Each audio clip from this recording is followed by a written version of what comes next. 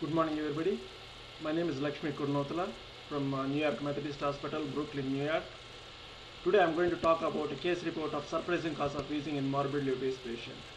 A 54-year-old male patient with BMI of 56 with past medical history of COPD on CPAP for last 10 years, coronary artery disease, admitted to the emergency room with sepsis and acute renal failure secondary to the corneal gangrene. The emergency room physician consulted the anesthesiology team for intubation because of the respiratory failure. The surgical team also scheduled the same patient for the emergency debridement of corneal gangrene. On physical examination, the patient is having the respiratory distress, tachypnea with diffuse bilateral wheezing. Airway assessment showed adequate mouth opening, Mallampati airway classification 3, and thyromental distance of 6 cm with neck circumference of 44 cm. In the sitting position, the patient's saturation was 99% on FiO2 of 50%. When the patient is positioned supine, he became very dyspneic and cyanotic with saturation of 85% and FiO2 change from 50 to 100%. He received bronchodilators with no improvement of the dyspnea and wheezing. Patient laboratory investigation shown INR of 3.6 with combined metabolic and respiratory acidosis with hypoxemia and ABC. Anesthetic plan was discussed with patient and the surgical team, which includes awake fiber optic intubation in the sitting position with surgeon standby in the operating room. During the fiber optic bronchoscopy, tracheomalacia was observed with reduced anterior-posterior diameter of the trachea. The wheezing was completely resolved after the insertion of the endotracheal tube, which is stented the airway open and improved the airway entry. After the surgery, the patient transferred to ICU for elective ventilation.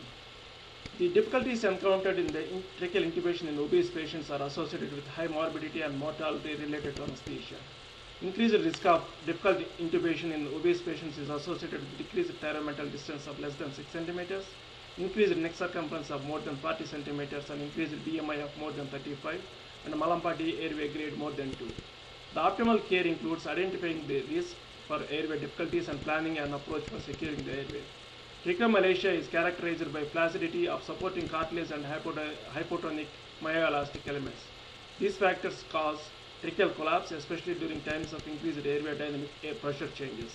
It is associated with intermittent or continuous dyspnea, difficulty in clearing secretions, cough, wheezing, pneumonia, and recurrent bronchitis.